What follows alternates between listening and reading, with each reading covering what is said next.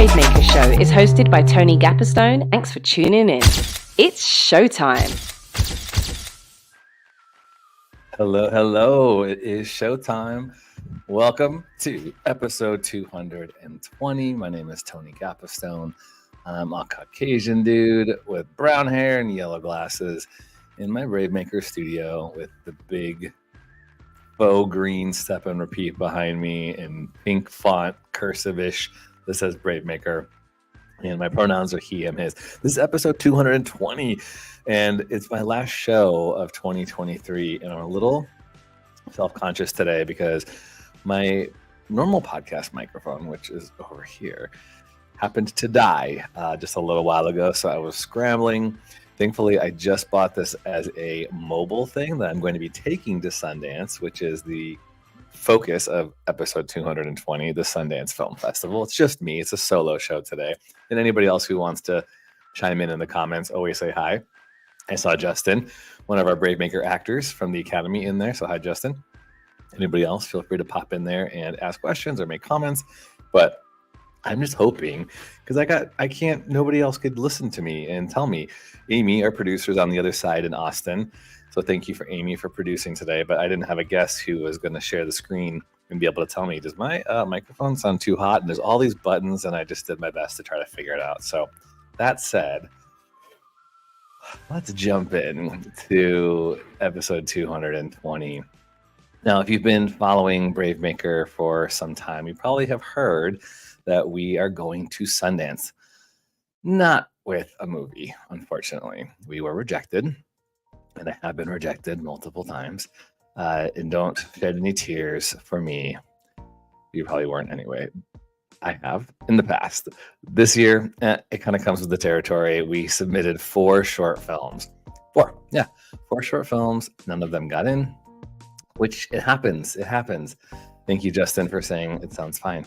Now, fine, does it sound good? Does it sound just fine or okay? I guess I want it to sound good. But this is where I need my friend Quentin to come here. So I'm shouting out Quentin to come and make this podcast studio sound better. We need a lot of help here, BraveMaker. But back to Sundance.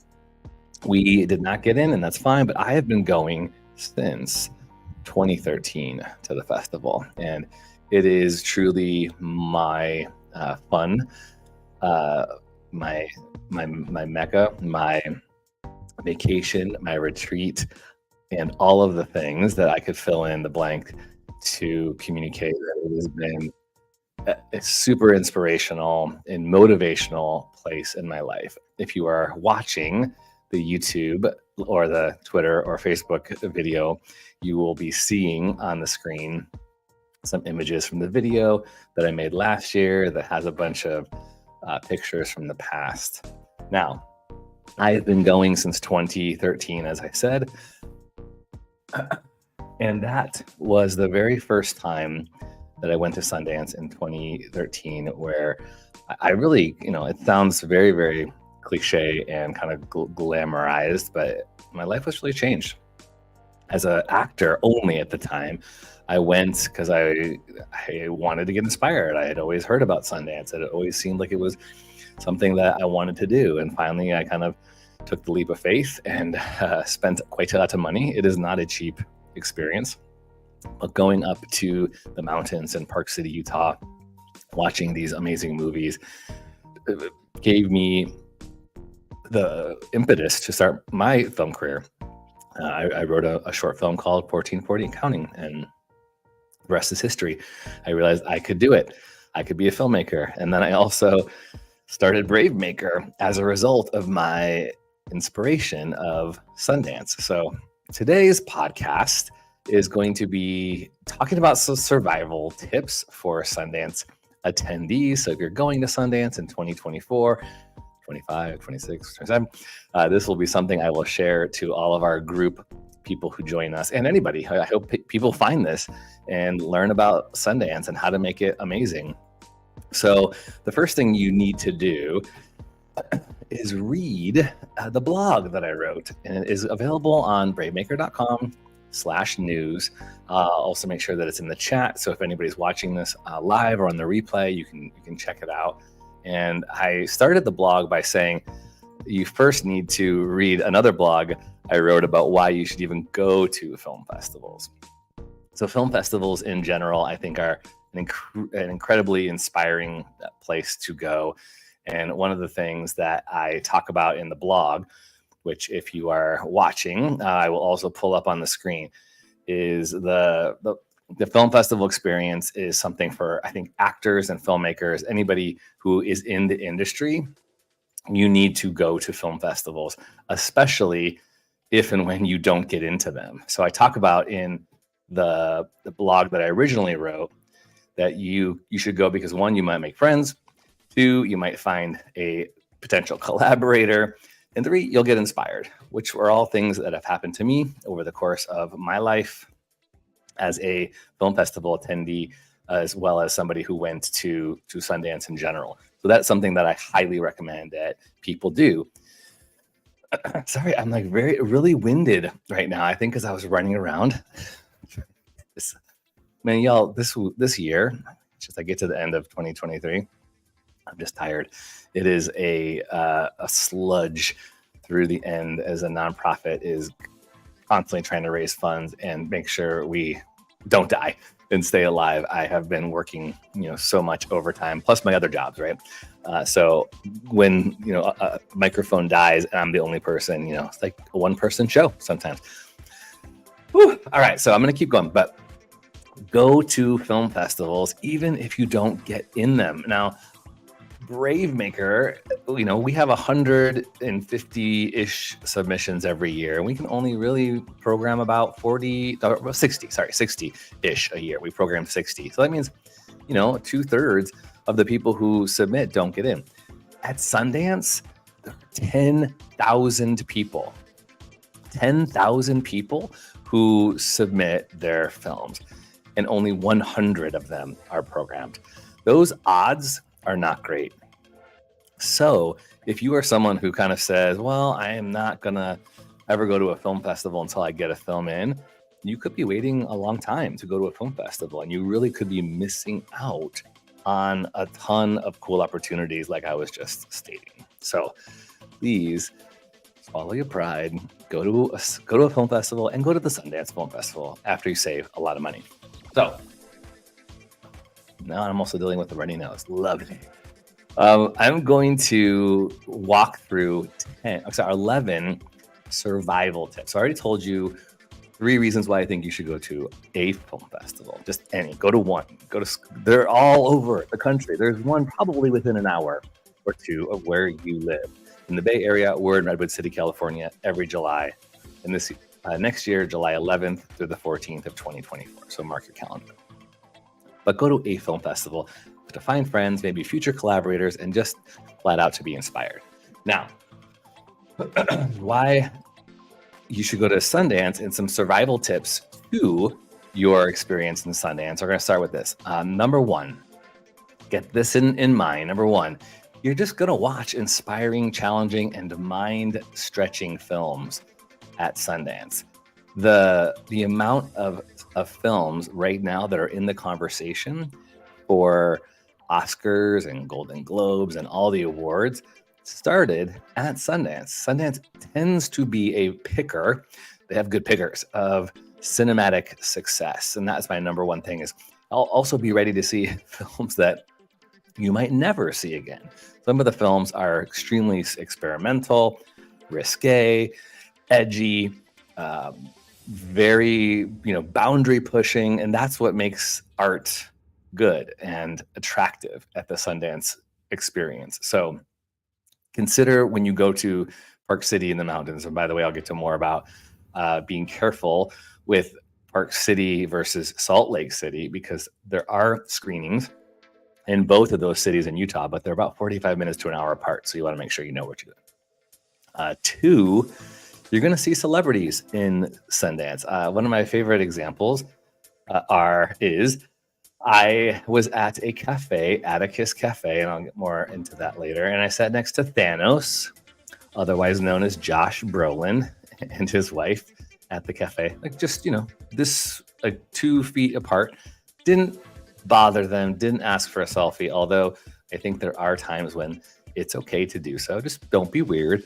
Celebrities are just like us.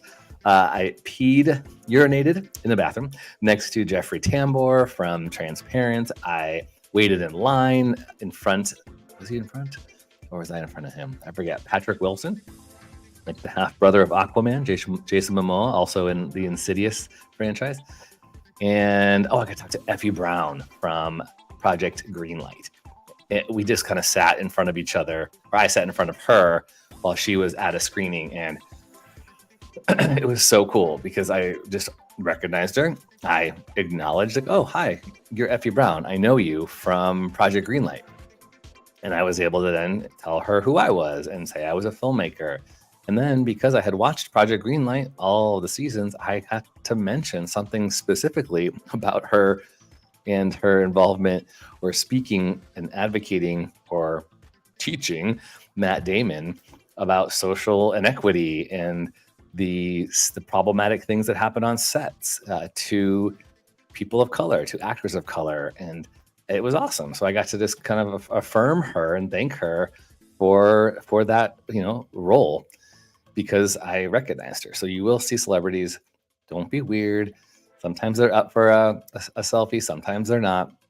Sometimes you just got to read the room and go, it's probably not a good time for me to ask for a selfie, especially if they're eating or they're in the bathroom. Don't do that. Number 3 on my survival and tip list is be prepared to be inspired in your own craft. I always bring my laptop to Sundance because sometimes it gets a little bit daunting because I carry the bag everywhere. Because I want to be ready to go start writing. If I see a movie and I'm like, oh gosh, that totally inspires me to work on a page, or a scene from my movie, I'm always ready to be inspired. So, if you take notes, have your note app or a little pen and paper or that kind of thing, because you're inevitably going to get inspired in your own craft in some way. Maybe because you're hearing the actors at the after film discussion, or they have a ton of workshops and panels. Maybe you're inspired with something about your audition technique because you hear an actor talking about that. So just get ready to get your own intake as well as a performer, if you are. Number 4, you're going to get good social media content. We go to Sundance obviously because we want to experience everything that's there, the art, the cinema. And there are iconic places and things you can do to take pictures, right? There's a Banksy piece of art on a wall on Main Street. Everybody takes a photo with that, including me. I do it almost every year because it's cool to do so. And it populates your feed. You, of course, have to get that photo in front of the marquee, the iconic marquee on Main Street. That's called the Egyptian Theater. And I have been incredibly inspired there as well. That was one of my first film screenings in 2013, was in front of that marquee. If you Google Sundance, that's what you're going to see. And that's, cool to have on your social. It levels up your credibility just to go to Sundance even one time as an attendee. It says, like, I'm serious. I'm serious about my craft. I'm serious about what I'm going to be doing. And, you're going to strike up some conversations. And by the way, if you're listening or watching this in 2023, probably any year, we go as a BraveMaker community and we rent an Airbnb, and we have some spots that are available right now if you are interested. You might find a new friend or collaborator, funder, fan, or gig. Now I'm realizing as I'm doing all these things, these numbers, I just realized these are not my survival tips. Duh. I'm reading my blog. This is all available at bravemaker.com/news. But these first 5 things are things that you can just expect when you go to Sundance. You might find a friend, collaborator, funder, fan, or gig. So be prepared to talk, meet people, bring business cards. Everybody does. Not everybody, but a lot of people do. I always, every day, empty my pocket when I get back to my room of all the people, and then I make sure immediately send an email or follow them on social media, because you never know how those relationships are going to grow along the way. All right. If you are watching and you have any questions, please put them in the chat. Obviously, if I'm live, I would love to engage with those. You're always welcome to do that. Okay, now I'm ready. Whew. Now I'm ready to go into my top 11 tips, survival tips for Sundance. Okay, here. And I'm going to try to breeze through these so you can get on with the day. If you're listening to this on our podcast app, please share this with somebody. Like, subscribe, and share on our YouTube page, BraveMaker.org. It all makes a difference. All right, number one of my survival tips: stay in Park City, Utah. If you've never gone, it can be very confusing. I had a friend even this year who I was really bummed because they weren't able to exchange at Sundance. Why'd you do this? If you're new, you might think, oh, cool, I'm going to get a package at Salt Lake City because it's a little cheaper. Yes, it's cheaper because that's not where all the stuff happens. The Salt Lake City package is really more for people who live in Utah or live in Salt Lake. But the Park City packages are a little more expensive, but that's where the cool stuff is: the parties, the people, the celebrities, the really good panels are all happening in Park City. Occasionally, there will be talkbacks at Salt Lake, and I have been to Salt Lake screenings when I am flying back. Sometimes I'll schedule one on the day that I'm flying out so that it's more convenient for me to see one last movie. But most times, there's not a talkback afterwards. So make sure you stay in Park City. Okay, number two, drink a lot of water. You're in the mountains and you'll dehydrate fast. There are water fillers everywhere. And most years they give out free water bottles too. So you get some swag, which is always kind of fun. Number three, dress warm. Duh. It's winter in the mountains, but it's also this fashionable, right, film event. So people are walking on red carpets and that kind of thing. And, everyone's like taking pictures. They want to look good, but you also want to avoid frostbite. Okay. So I make sure I bring scarves, beanies, really warm socks. And here's the other thing: you have to have winter boots. Those of us who live in California, we usually don't have winter boots. So that can be kind of challenging for us. So I have like 3 pair of winter boots that I really only use one time a year. That's at Park City or if I go to Tahoe. But you can't wear normal shoes in the snow. Everybody who lives in the snow is like, yeah, we know. But if you don't live in the snow, you think you can wear, your cool Nikes, Jordans, whatever. They get soggy real quick. All right, number 4, you don't have to rent a car. Park City has a really amazing shuttles and they're free. So just Uber or Lyft from the airport to your Airbnb and then take advantage of all the easy shuttles. And lots of stuff is walking distance too, especially like us. If you're staying at the Airbnb or in a condo near Main Street, you have access to the library and the Egyptian theater, all the food and the workshops and that kind of thing. So I generally feel pretty cool to not ever have to need a car. And the other reason is you'll save money, obviously, in a day renting the car, like in a day rate. And it's also saving money on parking because parking is really hard and expensive in Park City. Number 5, bring a good phone charger because your phone will die pretty quickly. And I tend to find that I'm out and about like pretty early in the morning till pretty late at night. And as you might imagine, there's not a ton of places to charge phones. So I have this like $25 phone charger that I got on Amazon that, gives me about 4 hours. So if I have a nice full charge in the morning, and it lasts me, because you're also on your phone a lot, you're buying tickets, you're on social media, you're taking photos, you're connecting with people, texting, etc. You just don't want to be, in the snow of the mountains with a dead phone and then trying to find, it just gets really clunky. So make sure you have a good charger for your phone. Okay, number 6. I should have somebody like announcing that stuff. Make sure you get the Sundance app on your phone. Make sure you're really familiar with Sundance.org because it's an independent film festival that is like of the premier top status in the world and country. They can be really mysterious about what the films are, and you don't see trailers. So basically, you get like a small paragraph blurb on every film. So you can look up those films while you're on the shuttles or before. You can sometimes even follow those filmmakers on social media and get to know them and who they are. Look their IMDb up if you're kind of a really huge cinephile. And that'll also make you really, I'll say this like cool, but it just shows your interest if you get in a conversation or if you happen to meet one of these filmmakers. Like I said earlier, you're going to see celebrities.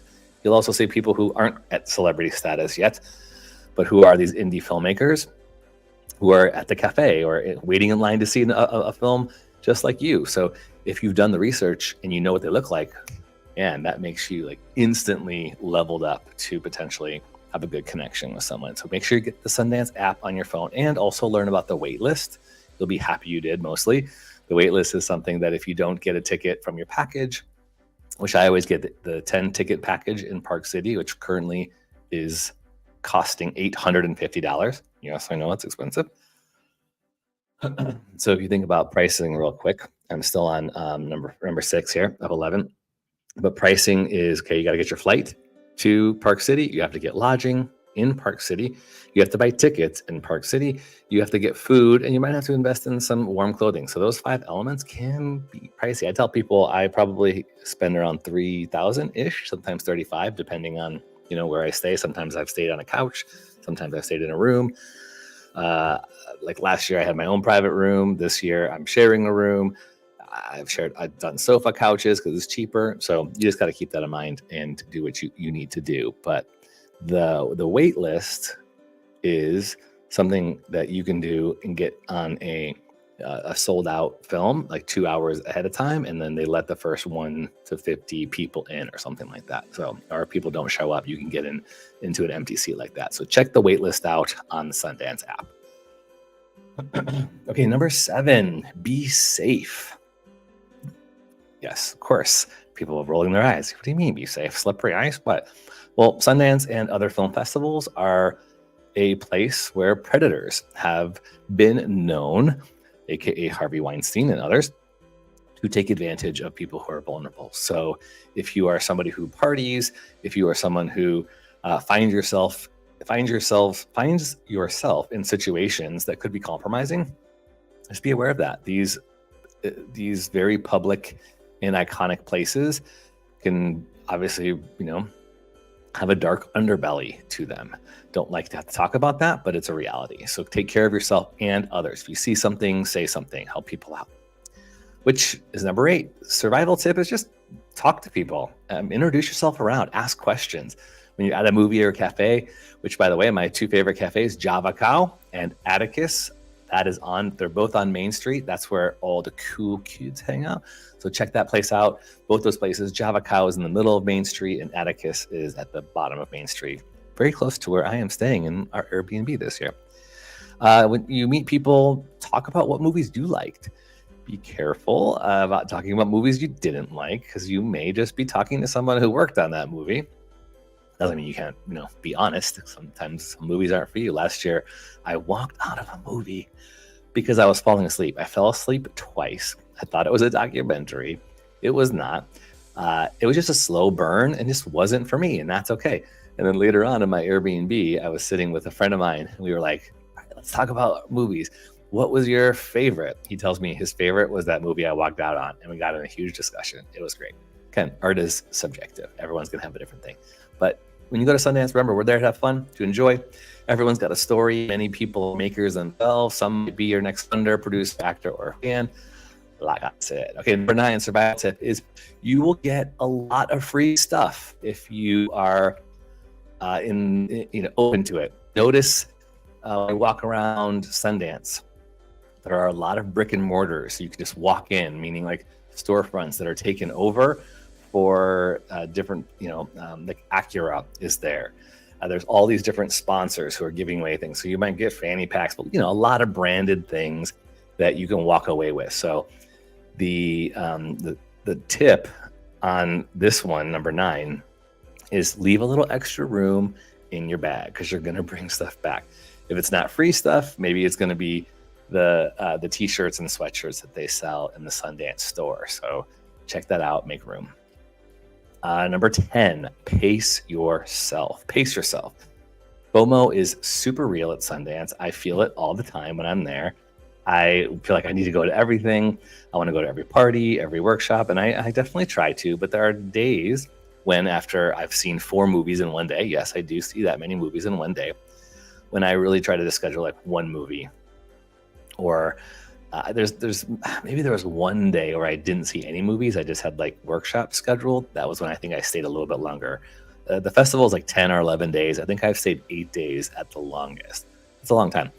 But whatever, your comfort level is, just think about, you will maybe hit a wall. You're getting up early, staying up late, you're going to party, you're drinking, I'm an extrovert, so I get energized by this stuff. But if you're not, if you're an extrovert who gets drained by lots of conversations, just be aware of what your personal, boundaries are. Like, how much sleep do you need? I like getting 8 hours or 9, but I can function on 6 or 7. And at Sundance, maybe it's like 5, who knows? But just be aware. You got to take care of yourself, pace yourself. That goes back to drinking a lot of water, try to eat well, and just look at your schedule and be realistic. I also try to take naps when I can. And the final one, number 11, is utilize the film festival volunteers, because they are amazing. They really are. I've always been inspired by the festival volunteers because they are trained really well.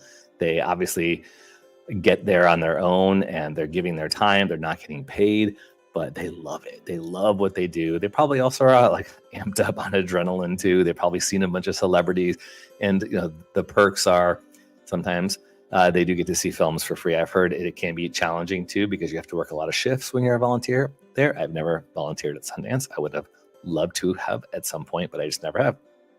But they're also very, very friendly most of the time. 99% of the time, they will help you and do anything you need to get you to where you need to be. The shuttle, trying to find the theater, just questions. Sometimes if you do have a phone issue, just talk to the people who are volunteering. They're so great. I've often been inspired by them with my own organization, BraveMaker, to want our volunteers to level up just as good as these Sundance volunteers. So utilize those volunteers. Okay, cool. Again, those are my 11. You can find it at bravemaker.com/news. If you're watching this on the replay or on the app, on the audio app, I will make sure the link is in the notes, so you can just click right on it and read this whole thing and share it. And if you want to go to Sundance, follow me on Insta at Tony GAPASTONE or at BraveMaker.org. Just DM us. I can happily give you some information. Sometimes people will hear that we're going and then find out how much it costs and be like, I can't come this year, but I can come next year. And I get, yep, totally. Start saving now. It's, for some, it's every year, like me. For others, it's like once in a lifetime, and that's all you need. Whatever it is, check it out. We would really appreciate you following us on all of our socials and YouTubes. And I guess I gotta do my brave fave. I'm by myself, but I'm gonna do it. So yeah, actually, don't go away. Before I do my final goodbyes of 2023 and my thank yous to all of our team, let me do what I do with our guests, and that's our brave faves. Brave faves. TV shows, films, books, songs, technology, clothing, podcast, food, and more. These are a few of our favorite people, places, and things. Brave faves. All right. This show I'm going to fave right now was a total surprise. I think a few weeks ago, if you are a follower, I shared about Colin from Accounts. And that is a show that I found on Paramount or Peacock? Paramount Plus, I think. It's from Australia. Well, I think the voice, the people, they who are listening to all of my things have heard that I liked this Australian show that is now over, and I got, mysteriously recommended to watch another Australian show on Netflix called Fisk. And oh my gosh, Kitty Flanagan is the writer, creator, and actor of this show. It's kind of like an Office-y. It's not a mockumentary, but the comedy is super dry and funny and witty, and it's on Netflix. There are 2 seasons. I'm currently in season 2 right now, but I don't think I've laughed this hard in quite a long time. It was wonderful. And you go watch it with your family, and it's just, I don't know. It's just what I needed. I really needed Fisk. I needed Kitty Flanagan. If Kitty Flanagan is watching and or listening, Kitty, can you come on the show? I guess she's a really popular comedian in Australia, and this whole show that she has created is just so fun. She's a probate lawyer, and she finds herself in very interesting situations, working with people who are trying to make wills and get inheritance and all this kind of fun stuff. So great. So great. Okay, and that's the show. Justin is in the comments saying, what is your favorite memory? I'm assuming you mean my favorite memory of Sundance, not in general my whole life. I guess I'll close with my favorite memory. I don't know if I have a favorite other than my very first screening at Sundance was one of those kind of divine moments where I felt my body kind of leave itself and come back as I was watching this movie because it was so amazing. It's a film called Upstream Color by a director named Shane Carruth, and I'll just never forget it. It kind of washed over me, something like I've never seen before, a film I never would have chosen or thought I would have liked. But wow, did it do something in my soul. And I went to go meet him, and I kind of was like trembling and shaking a little bit. I felt like, what is going on? It is because I think I just experienced this beauty and this inspiration. And that was the pinnacle of my Sundance experience in the Egyptian theater that projected me to go, you can do it. Look at this guy. He did it. He was accessible. He answered questions. He shook your hand. Go do that. That's one of my favorite memories of all time. All right. Well, thank you to everybody who's watched or listened to 220 episodes of the BraveMaker podcast. I can't do this without our team. Amy Cohen, who's our producer, who live quotes and has been doing so for over a year. And here's also the deal. I was able to give her a stipend for quite some time, and now she's volunteering graciously because our funding has just been really impacted in a negative way in 2023. Our donors are at 40. Finally, we broke the 30 barrier, but I'm just going to be totally transparent. 40 donors? That's it. That's all we have. And some of those are my family, and some of those are our team. Our team are giving back so that we can pay our fees for our live streaming. So if you've never become a monthly donor, can I encourage you, give $5, $10, $25 so that I can pay stipends to our editors and our producers and people who are working behind the scenes. This has been a real hard time. I'm not giving up. We're going to keep going. I think I just have to teach more classes and work harder and find ways to make BraveMaker sustainable, because the film festival every year, it's amazing. It's growing, but the resources are not coming to really make it and underwrite all of the expenses. So it's a challenging time for nonprofits. And I know it's not just us, it's so many nonprofits, because there's layoffs and purse tightenings happening in all of the companies around in the Bay Area. Silicon Valley is not doing so great. The market is not doing so great. So I don't want to end with a downer, but if you could help us out, bravemaker.com/donate. You can Venmo at BraveMaker. You could PayPal us. You could use your phone and just text the word BraveMaker to 44321. And you also can, just go to our website, bravemaker.com/donate to help us. We would really appreciate it. Our editor, Barnell Amos in Grand Rapids, Michigan, our social media producer, Carrie Alley, and our intern, Jessica Cohen, all the people who work to get this stuff out there. I would love to be able to give them little stipends when we can. So thank you so much for listening. Episode 220. We're going to come back in 2024 with more things. I'm starting a a support group on Tuesdays called the BraveMaker Creative Mastermind at noon on Pacific time. If that's something you're interested in, it's going to be a accountability group, a brainstorming group, a encouraging, affirming community to help makers of all kinds, actors, directors, screenwriters, any creator, just have a place they can come to every Tuesday on Zoom and work out solutions to some of their problems, talk about branding, talk about social media, talk about how to arrange their year in their career in a way that it can move forward. If you're interested in that, email me, Tony@bravemaker.com. I'll give you the prices and all that kind of stuff. Otherwise, check out bravemaker.com/academy for all of the classes that are coming up. We have classes on Tuesday night and Wednesday night. I'm teaching, speaking of Fisk, my Brave fave for the episode, I'm doing a really fun mockumentary with our BraveMaker Academy called Back to the Office. That's going to deal with awkward comedy and talking to the camera. And I'm so excited. I'm already writing the script for our actors who aren't even fully all signed up yet. So if you're interested in that, go to bravemaker.com/academy. All right. That's it, everybody. Episode 220. Keep creating. I know it's not easy to go after your dreams. It's so worth it. If I can help in any way, please let me know. Follow me at Tony GAPASTONE. Follow us at BraveMaker.org. And make sure you mark your calendar for July 11th through the 14th in Redwood City, California, where you can come to a film festival that costs a fraction of what Sundance costs. For now. Okay. All right, y'all.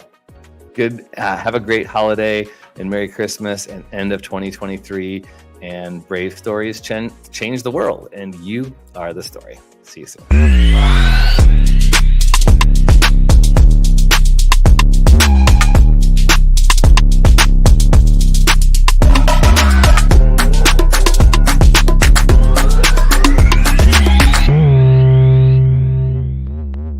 Follow us on Instagram, Twitter, YouTube, and Facebook at BraveMaker.org.